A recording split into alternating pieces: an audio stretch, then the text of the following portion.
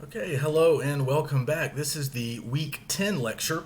So now that we are finished with essay 1, or at least if we're watching this on Monday, we are finishing up essay 1, it's time to get back into our textbook and kind of get back to our regular schedule. So this week we're going to start on chapter 8. That's all about feminism and gender studies.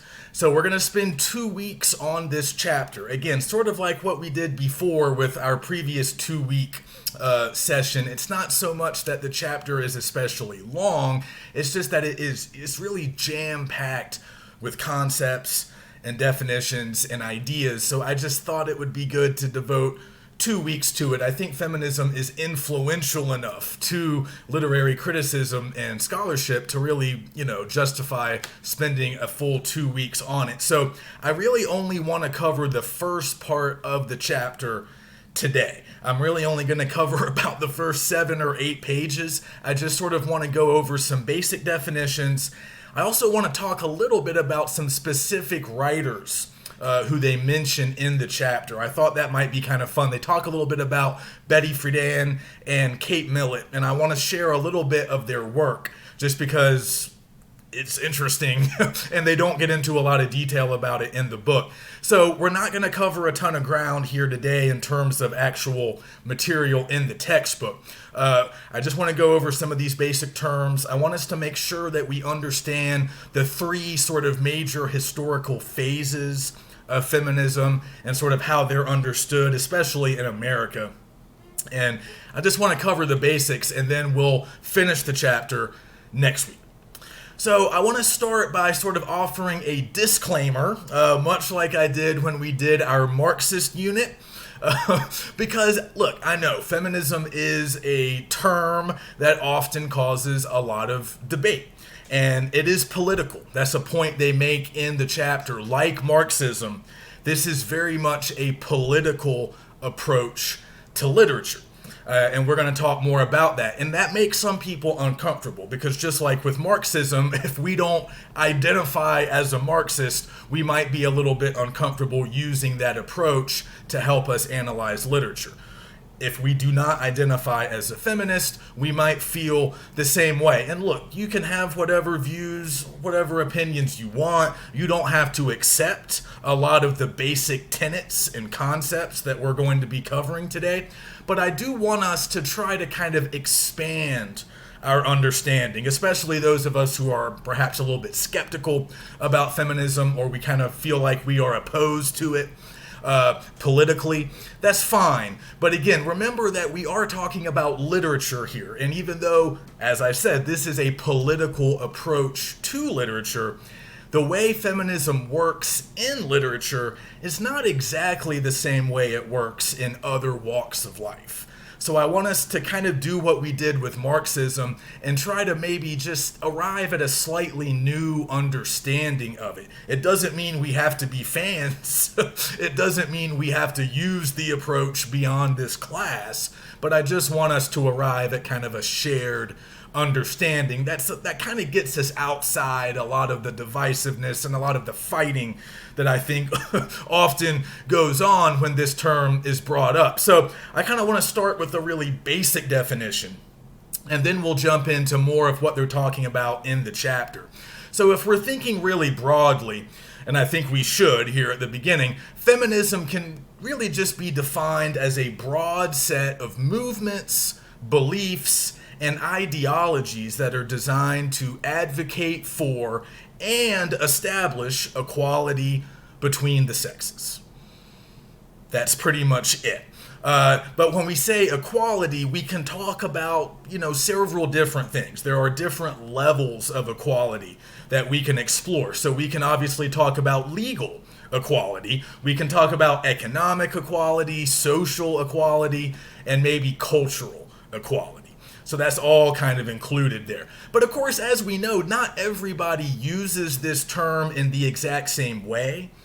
And we're going to get to that a little bit later. There's some reasons for that, and we have to navigate that. But just in terms of like the sort of dictionary definition, like if you go to an online dictionary and look up the word, a definition like the one I just read is going to be pretty much what you find. A broad set of movements, beliefs and ideologies designed to establish equality between the sexes. Okay, so let's kind of work with that basic definition, but again, it's not always that simple in practice, but let's kind of start with that as our jumping off point.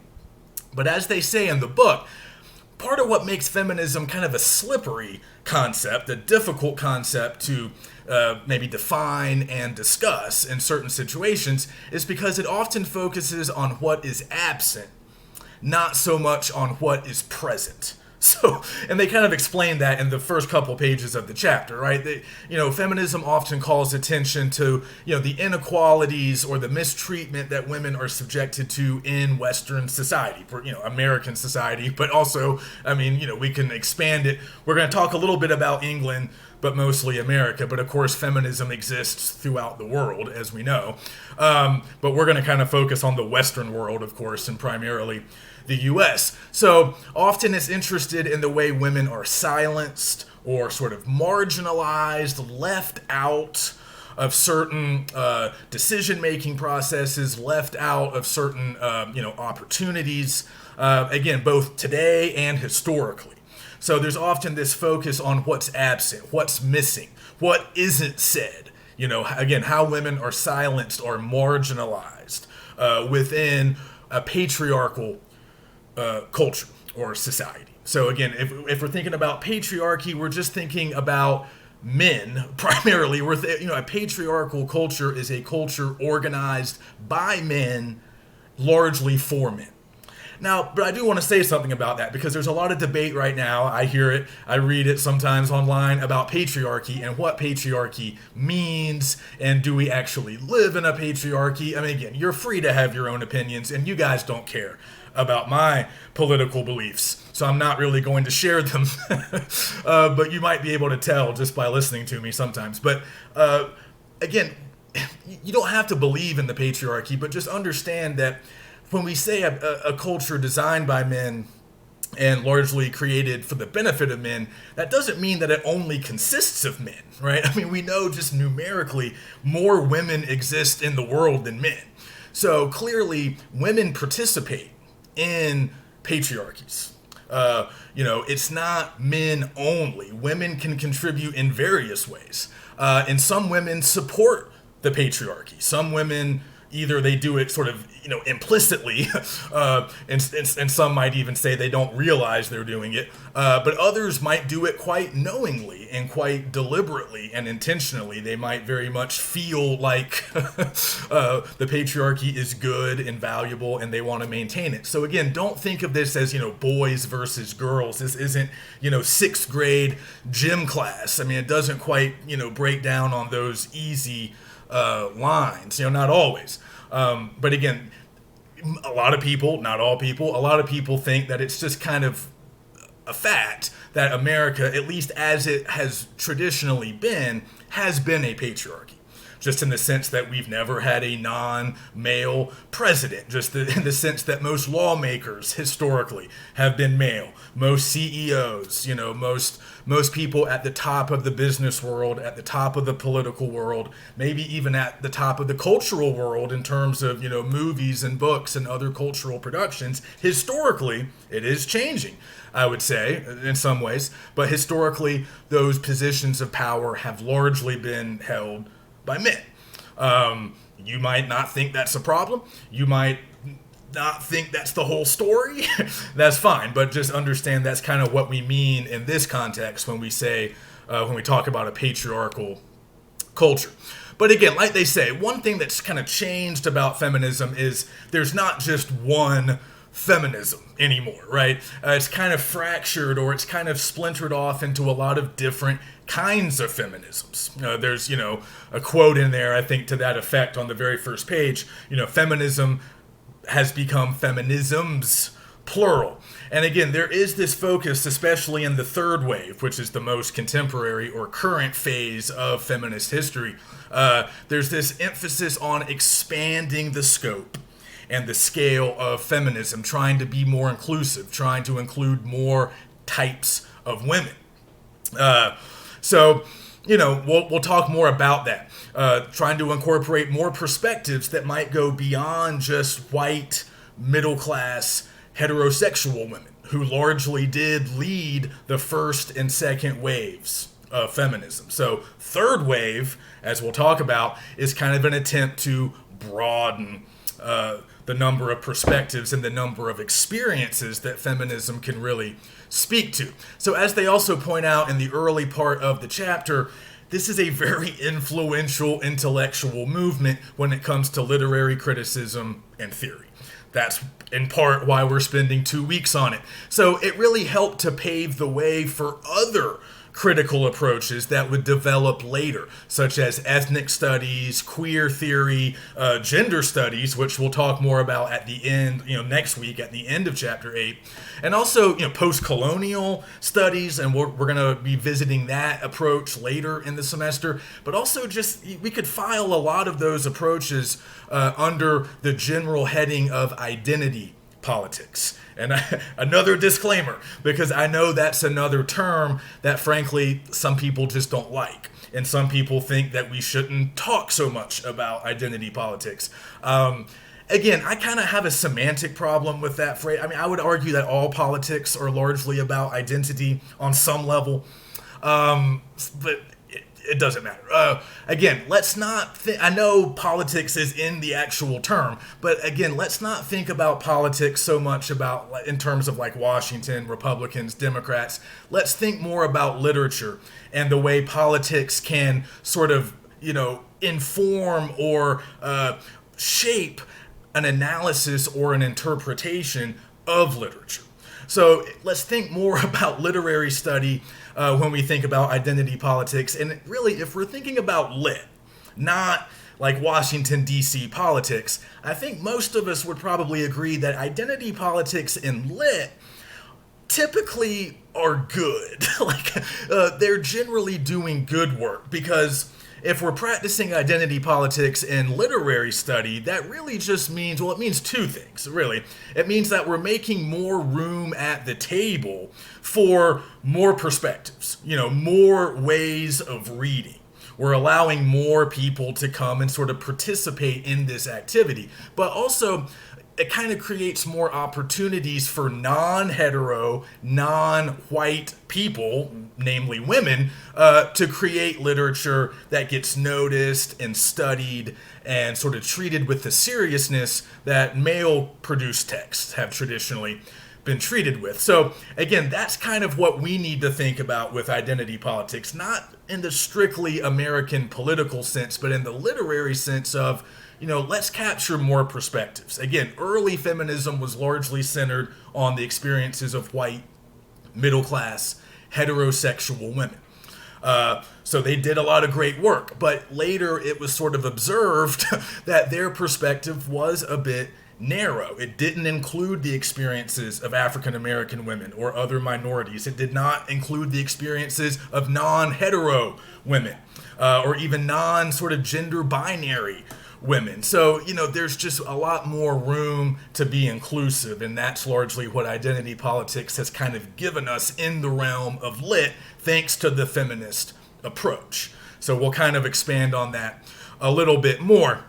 But another thing they mention in chapter 8 is that, the feminist approach, it really is similar to Marxist, the Marxist approach, in the sense that they're really political commitments more than they are methods of really close literary analysis. Kind of a distinction here between approaches like formalism or the psychological or the structuralism. Those are all really ways to read. Those are ways to analyze. Those kind of give us the tools to look for specific features or devices and to, kind of say specific things about them. Whereas I think feminism, like the Marxist approach, is often viewed as more of a political position, a political commitment. It is, even though I'm trying to kind of avoid politics to some extent, but it is a political commitment that kind of manifests through the writing and the interpretation of literature. So what do I mean by that? Well, the commitment to gender equality shows up in our analysis of a text, or it shows up in our creation of a text. So that doesn't mean that we can't analyze some of those same elements and some of those same features that the formalist would look at or a structuralist might look at. It just means that the approach differs a little bit in terms of priority and in terms of sort of the methods. Right? So just like a Marxist is going to read a work of fiction mostly to kind of look for class oppression, right? The Marxist critic is looking for evidence of class-based prejudice or the oppression of the ruling classes, how they lorded over the working classes. Even if that's not necessarily the primary focus of the work of literature, the Marxist critic is going to zero in on those class-related aspects of the narrative. But that could lead them in a lot of directions. That might lead to some good character analysis. They might find a symbol that helps them to kind of explain some of these class differences, but their focus is on the political commitment, and they're looking to see how their politics kind of show up in the text.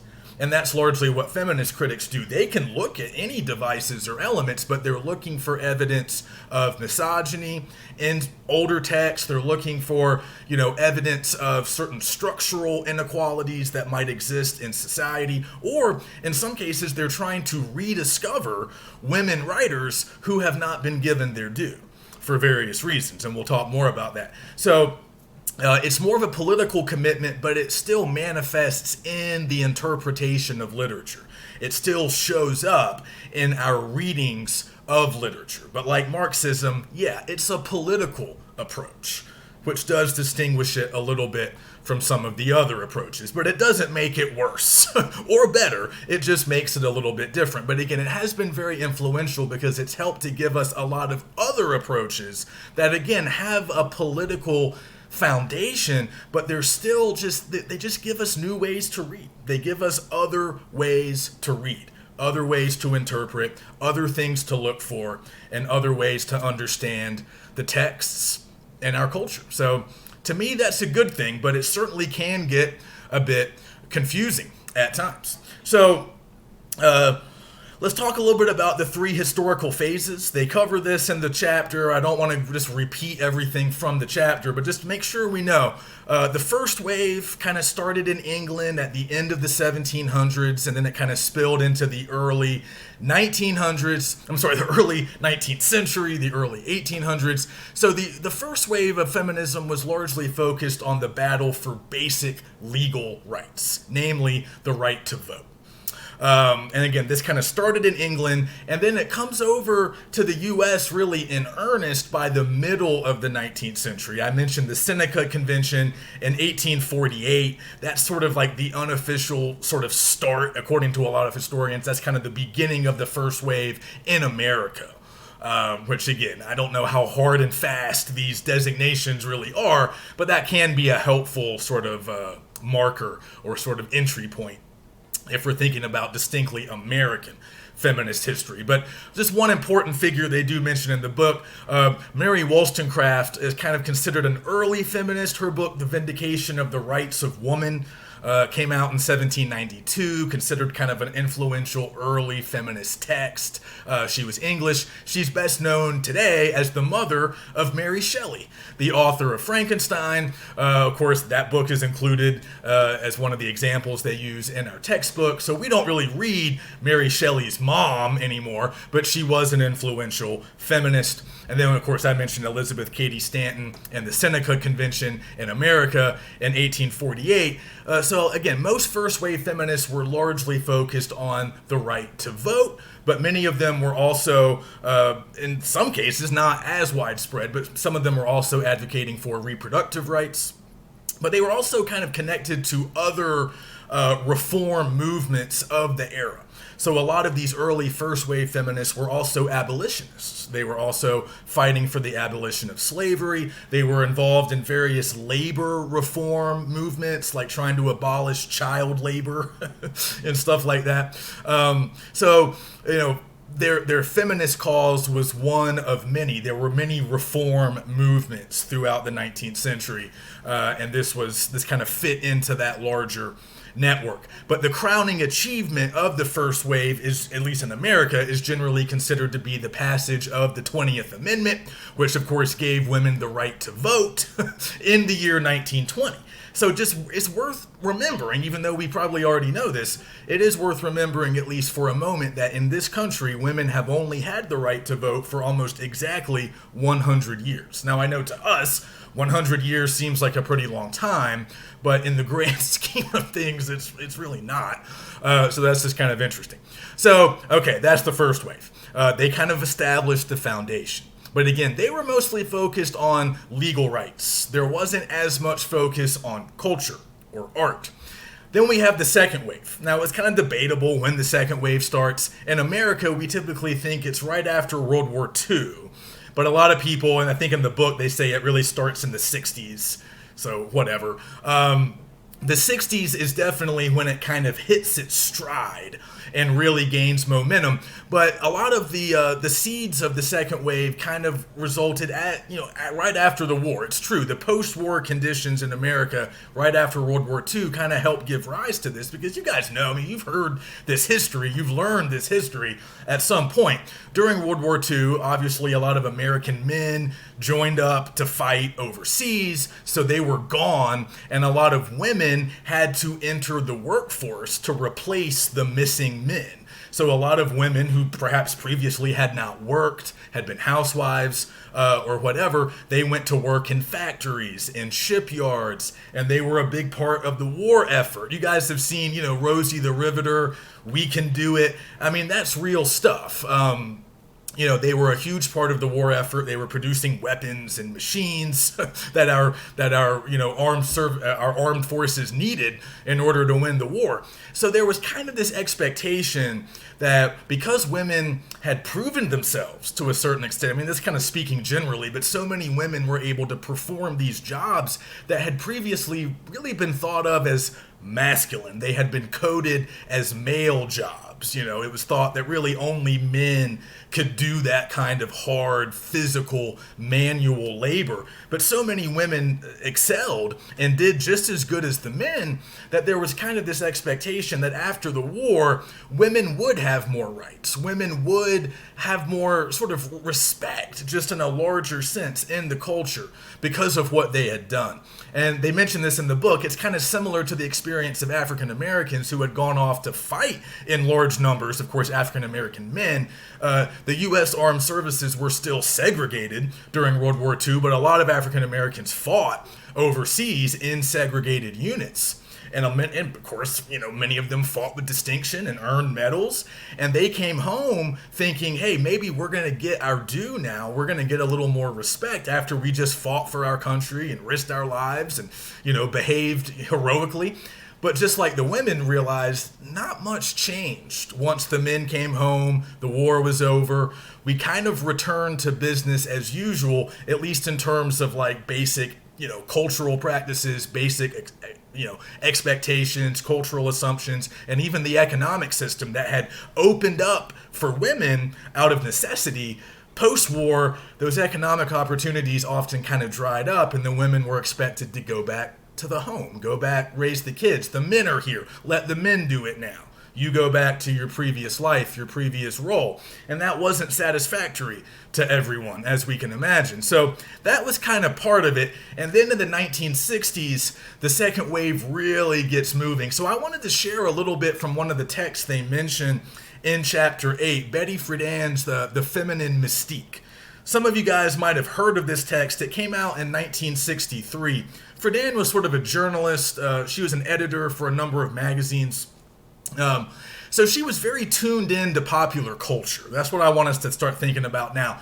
The second wave were, they were still fighting for certain legal rights, but the big battle over voting rights had already been won by the first wave. So the second wave, they were still fighting for, more equal protections against sex-based discrimination, sexual harassment. They still had legal battles, but they were more focused on culture and sort of the larger society as opposed to the first wavers. And Friedan's kind of a good example of that. So I want to just read you guys the first couple of paragraphs from the first chapter of The Feminine Mystique. Well, we don't have time to get into it in too much detail, but it's really compelling. It's really a great opening hook. And I think she, and very efficiently, kind of gives a nice overview of the problem that she's identifying and some of the sources of that problem. Again, spoiler alert, many of the sources are cultural. So just bear with me. Let me read a couple of paragraphs. Again, this is from the very beginning of the book. The problem lay buried, unspoken for many years in the minds of American women. It was a strange stirring, a sense of dissatisfaction, a yearning that women suffered in the middle of the 20th century in the U.S. Each suburban wife struggled with it alone. As she made the beds, shopped for groceries, matched slipcover material, ate peanut butter sandwiches with her children, chauffeured Cub Scouts and brownies, lay beside her husband at night, she was afraid to ask even of herself the silent question, is this all? For over 15 years, there was no word of this yearning in the millions of words written about women, for women, and all the columns, books, and articles by experts telling women their role was to seek fulfillment as wives and mothers. Over and over, women heard in voices of tradition and of Freudian sophistication that they could desire no greater destiny than to glory in their own femininity. Experts told them how to catch a man and keep him, how to breastfeed children and handle their toilet training, how to cope with sibling rivalry and adolescent rebellion, how to buy a dishwasher, bake bread, cook gourmet snails, and build a swimming pool with their own hands, how to dress, look, and act more feminine, and make marriage more exciting, how to keep their husbands from dying young and their sons from growing into delinquents. They were taught to pity the neurotic, unfeminine, unhappy women who wanted to be poets or physicists or presidents. They learned that truly feminine women do not want careers, higher education, political rights, the independence and the opportunities that the old-fashioned feminists fought for. She means the first wave, the first wave feminists. Some women in their 40s and 50s still remembered painfully giving up those dreams, but most of the younger women no longer even thought about them. 1,000 expert voices applauded their femininity, their adjustment, their new maturity.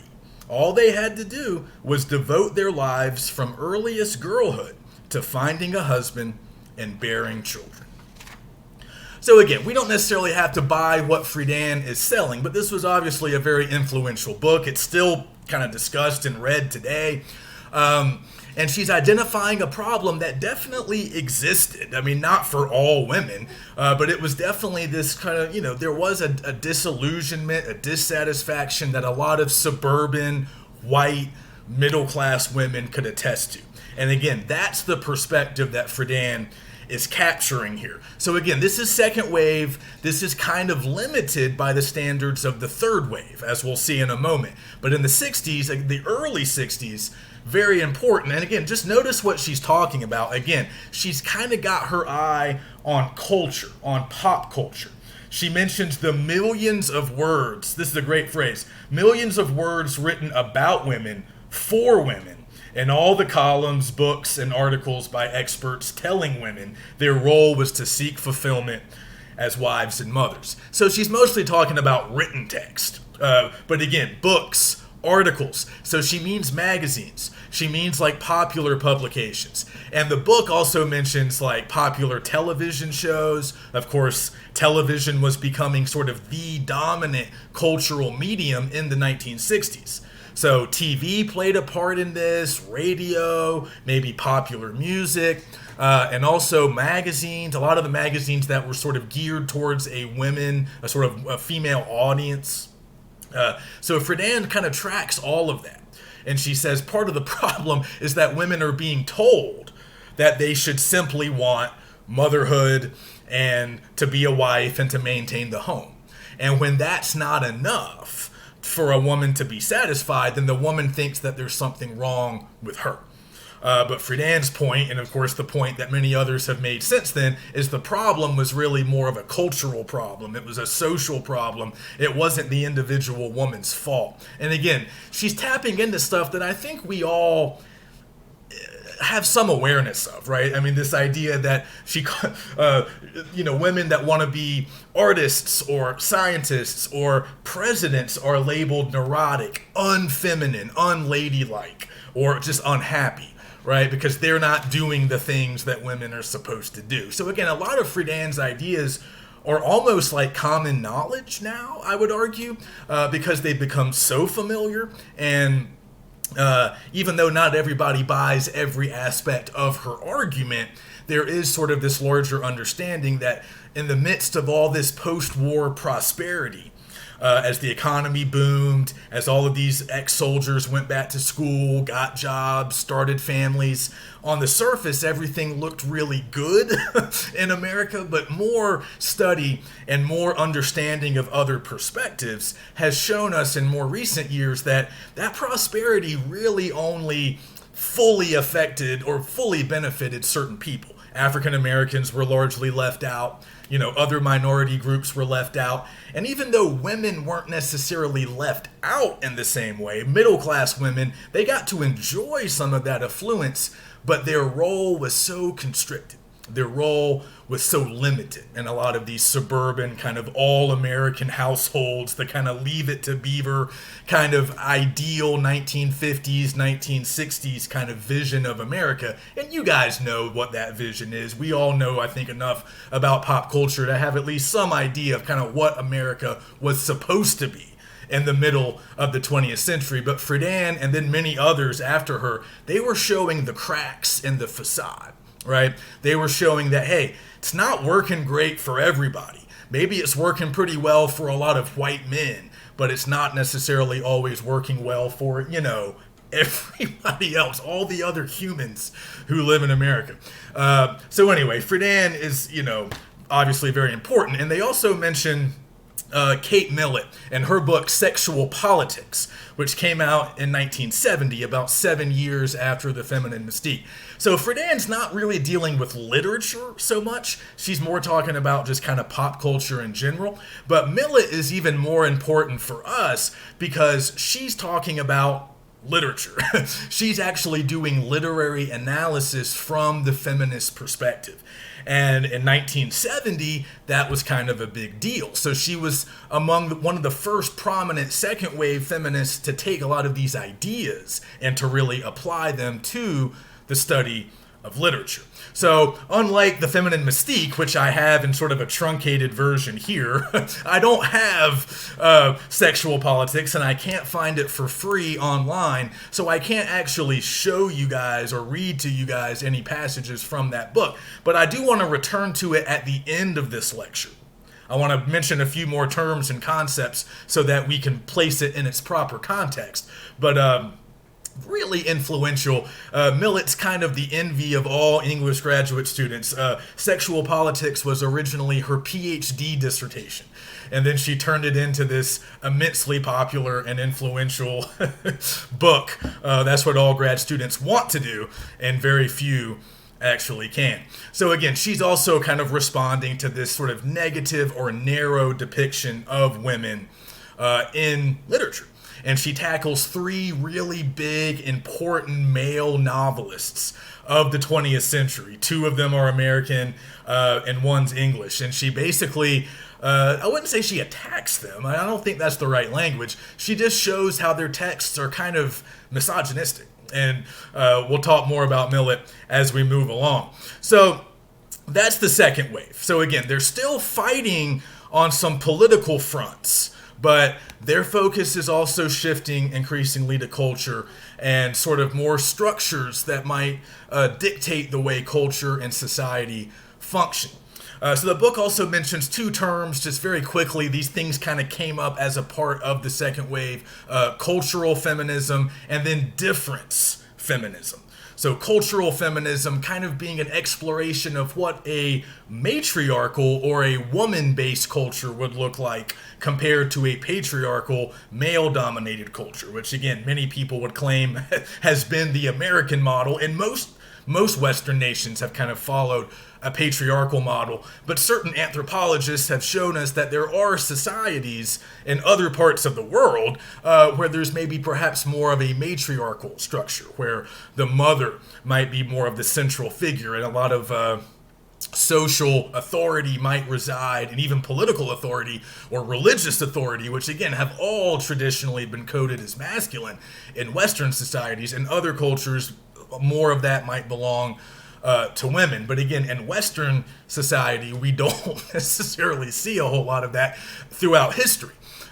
You might argue that it's changing a little bit now, but yeah, just the idea of what would a feminine culture look like and how would it differ from a male-dominated culture. And then there's also difference feminism. I don't think they're really doing justice to these terms, but we have to move quickly. Difference feminism is just this idea that maybe feminists aren't just striving for equality, but they're also just sort of acknowledging the differences between women and men and sort of celebrating some of the differences, some of the unique traits of women that differentiate them from men. And that is kind of a fear, right? With this fight for equality, there's sometimes that pushback that, hey, we don't want to erase all difference between men and women. Of course, that objection is also objected to. We'll get to that later. So difference feminism is kind of this way of thinking, it's not just that we want to be equal. Women also want to preserve certain differences, and there might even be a belief in some cases that, in certain ways, a woman's culture or certain feminine traits might even be superior to certain male traits. And the book makes, I guess it's a true statement, but I just sort of have an objection to the way they phrase it. They kind of say that when people misconstrue feminism as some kind of anti-man, man-hating ideology, they're often thinking about these kinds of aspects of second wave feminism, like cultural feminism or difference feminism, which both grew out of the second wave. I don't know that that's wrong. I think there could be a better way to put that. I don't think those particular aspects are endorsing an anti-male perspective. I think people misunderstand those particular strains of second wave feminism, and they might arrive at the false conclusion that it's anti-man or man-hating. And of course, there's a wide range of feminist positions, and some feminists might take, at times, a somewhat hostile tone towards certain aspects of the patriarchy or individual men or whatever. But I kind of just resist wanting to even say that in the chapter, because I don't think you should blame these strains of second wave feminism for people's misreading. And it is interesting to note that while, some feminists would say that certain aspects of femininity or female culture are superior to masculinity or male culture, but really men have been, that is perceived as male hating sometimes. But if you flip it around, men have been making those kinds of arguments for a long time in different contexts, often with sort of a religious cover, right? This idea that the man's the head of the household, the men fight the wars, the men hold political office, and the women sort of serve the men, right? Well, that's a very sort of traditional Judeo-Christian belief that some people resist or object to, but I don't often hear it labeled as woman-hating, even though women are kind of placed slightly below the men in that hierarchy. So it is interesting that if we have a cultural feminism or a feminism of difference that might elevate women to a position that's somewhat superior to men, the response of a lot of people is, oh, y'all hate men. But I don't know that a lot of evangelical Christians would necessarily accept that because they think men are in some ways naturally superior to women, that means that they hate women, right? It's interesting that charge doesn't always get thrown both ways. It seems to often get thrown at feminism, even though there are a lot of traditional belief systems that would argue that men are superior to women, they're just kind of flipping it, right? And I don't think that's a hate-filled ideology. I think it's just another perspective that often makes some people angry or nervous, and they'd sort of jump to some conclusions. But anyway, we'll move on. So the third wave, generally thought to begin in the 90s, although I've always wondered if the second wave was supposed to end in the 70s and the third wave starts in the 90s, what was going on during the 20 years in between? I don't know. But in the third wave, we have some different priorities and we have some different sort of beliefs, frankly. So a lot of the third wave kind of grows up as a response to the second wave and certain beliefs and assumptions held by second wave feminists. So as I've already mentioned,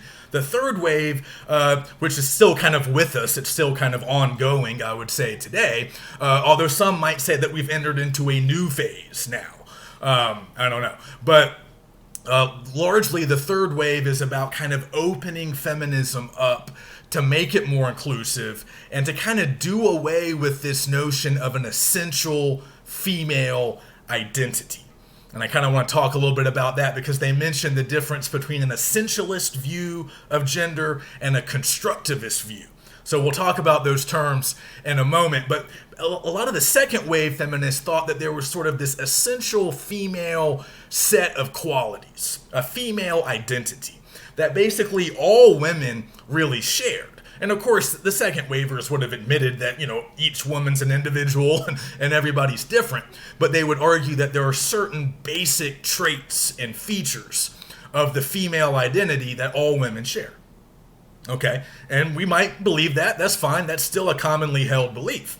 But a lot of third wave feminists say, no, there is no essential female identity. There's a lot of different female identities. There's not just one that we have to all subscribe to.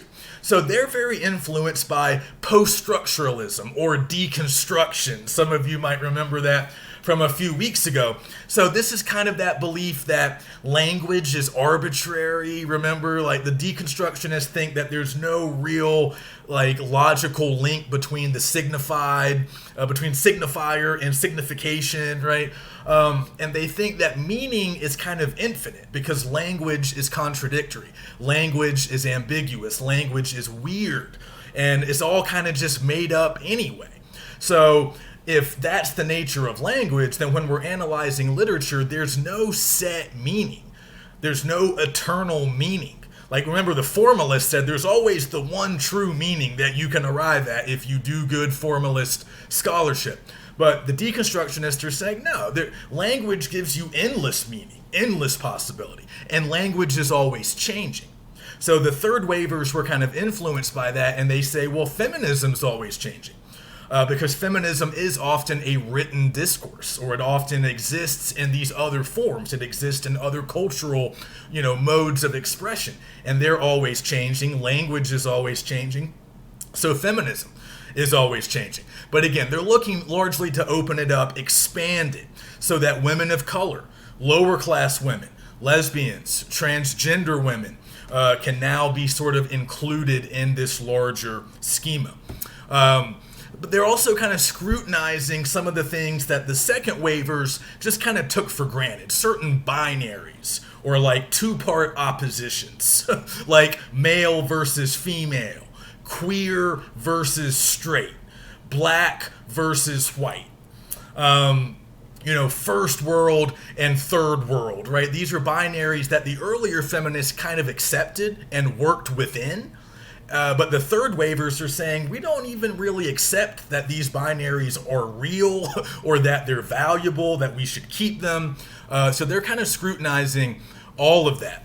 And just a quick word before I stop part one, we'll finish up in part two. Just to go back to Millett for a second, because this is really interesting to me. So I was saying earlier that the second wavers were generally thought of as being straight, white women from the suburbs, and that was largely true. That was true of Friedan. But Kate Millett was a little bit more complicated. So she was originally thought of as a heterosexual woman. She was married to a man. But later, she sort of attempted to reveal that she considered herself to be bisexual. She had relationships with men and women, but she didn't think that the public would really understand that in the 70s. So she actually writes about this at length in some other text, but she talks about how she came out as a lesbian. She came out because she wanted to acknowledge that she was not heteronormative, that she did not fit within this neat heterosexual box. But she also didn't necessarily identify as being gay. She thought of herself as this kind of intermediate category, right? But again, in the 70s, she didn't feel like people would get that. So she went from being kind of mischaracterized as straight to then being mischaracterized as a lesbian, and she didn't think that either one of those designations was accurate for her. So again, it's even kind of too simple if we just say all the second waivers were narrow, kind of a narrow perspective of the white hetero suburban life. That's not necessarily true in all cases. But anyway, we'll finish up the third wave and then we'll move on and finish up the overall lecture in part 2.